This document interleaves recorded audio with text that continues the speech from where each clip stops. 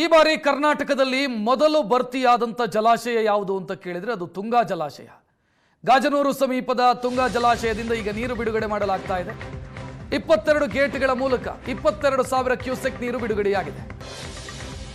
ಚಿಕ್ಕಮಗಳೂರು ಜಿಲ್ಲೆಯಲ್ಲಿ ವ್ಯಾಪಕವಾಗಿ ಮಳೆಯಾದಂಥ ಪರಿಣಾಮ, ಅದರಲ್ಲೂ ಶೃಂಗೇರಿ, ಕೊಪ್ಪ, ತೀರ್ಥಹಳ್ಳಿ ಇಲ್ಲಿ ಭಾರಿ ಮಳೆಯಾದಂಥ ಪರಿಣಾಮ ತುಂಗಾ ಜಲಾಶಯಕ್ಕೆ ದೊಡ್ಡ ಪ್ರಮಾಣದಲ್ಲಿ ನೀರು ಹರಿದು ಬರ್ತಾ ಇದೆ.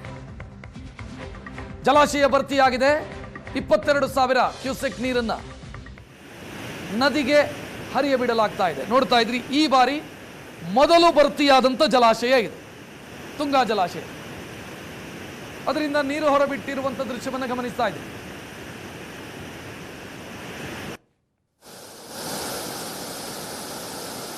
.24 TMC ಸಂಗ್ರಹ ಸಾಮರ್ಥ್ಯ ಇರುವಂತ, ಸ್ಟೋರೇಜ್ ಕೆಪಾಸಿಟಿ ಇರುವಂತ ಜಲಾಶಯ ಇದು.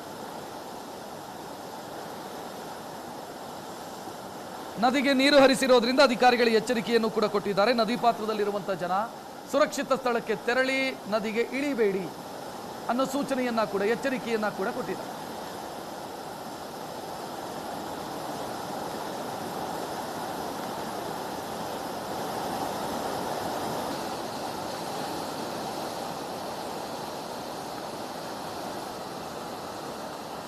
ರಾಜ್ಯದಲ್ಲಿ ಬರಗಾಲದ ಛಾಯೆ ಇದ್ರೂ ಕೂಡ ಮಲೆನಾಡಿನಲ್ಲಿ ವರ್ಷಧಾರೆ ಏನಾಗಿದೆ ಅದರ ಹಿನ್ನೆಲೆಯಲ್ಲಿ ಜೀವ ನದಿಗಳು ತುಂಬಿ ಹರಿತಾ ಇದೆ.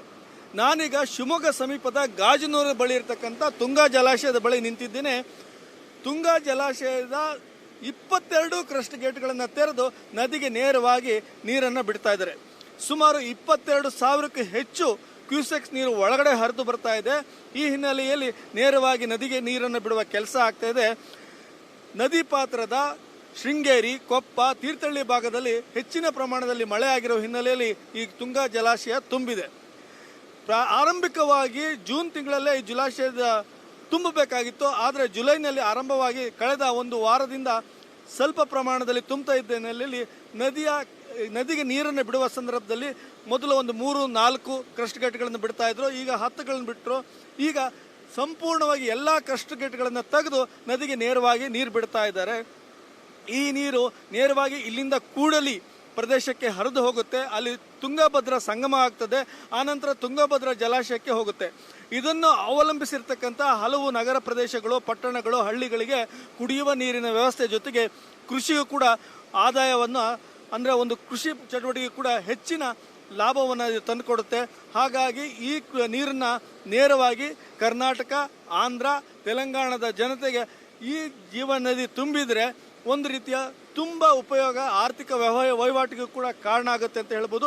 ರಾಜ್ಯದಲ್ಲಿ ಎಲ್ಲೇ ಬರಗಾಲದ ಛಾಯೆ ಇದ್ರೂ ಕೂಡ ನೀರು ಸಂಪೂರ್ಣವಾಗಿ ನೀರನ್ನು ಅವಲಂಬಿಸಿ ನಡೆಯುವ ಚಟುವಟಿಕೆಗಳಿಂದ ಆದಾಯ ಹೆಚ್ಚಾಗುತ್ತೆ. ಜೊತೆಯಲ್ಲಿ ಈಗ ನೀವು ನೋಡ್ತಾ ಇದ್ದೀರಾ, ಗಾಜನೂರಿನ ಈ ತುಂಗಾ ಜಲಾಶಯದ ಗೇಟ್ಗಳಿಂದ ಯಾವ ರೀತಿ ಜಲಪಾತದ ಮಾದರಿಯಲ್ಲಿ ಮುಸಲಧಾರೆಯಲ್ಲಿ ಮಳೆಯ ನದಿವೆ ಒಂದು ರೀತಿ ಧುಮ್ಮಿಕ್ತಾ ಇದೆ ಜಲಪಾತದ ರೀತಿಯಲ್ಲಿ. ಇದನ್ನು ನೋಡಲಿಕ್ಕೆ ಒಂದು ಸಾಕಷ್ಟು ಸಂತೋಷವನ್ನು ಕೊಡುತ್ತೆ. ಆದರೆ ಈ ಜಲಾಶಯಕ್ಕೆ ಪ್ರವಾಸಿಗರಿಗೆ ಪ್ರವೇಶವನ್ನು ನಿಷೇಧ ಹೇರಿದ್ದಾರೆ. ಹಾಗೆ ನದಿ ಪಾತ್ರದಲ್ಲಿ ಹೆಚ್ಚಿನ ಪ್ರಮಾಣದ ನೀರು ಹೊರಹರಿತಾರೆ ಹಿನ್ನೆಲೆಯಲ್ಲಿ ಯಾವುದೇ ರೀತಿಯ ಕೃಷಿ ಚಟುವಟಿಕೆ ಮಾಡುವವರು ಅದು ಜಾನುವಾರುಗಳನ್ನು ನದಿಗೆ ಇಳಿಯಬಾರ್ದು. ಹಾಗೆ ಮೀನು ಹಿಡಿಲಿಕ್ಕೆ ಇಳಿಯಕ್ಕೆ ಹೋಗಿ ಪ್ರಾಣಾಪಾಯಕ್ಕೆ ತಂದುಕೊಳ್ಬಾರ್ದು ಅಂತೇಳಿ ನೀರಾವರಿ ನಿಗಮದ ಅಧಿಕಾರಿಗಳು ಕೂಡ ಹೇಳಿದ್ದಾರೆ. ಶಿವಮೊಗ್ಗದ ಗಾಜನೂರಿನ ತುಂಗಾ ಜಲಾಶಯದಿಂದ ಕ್ಯಾಮ್ರಾಮನ್ ಅತೀಕ್ ಜೊತೆ ರಾಜೇಶ್ ಕಾಮತ್, ಏಷ್ಯಾನೆಟ್ ಸುವರ್ಣ ನ್ಯೂಸ್.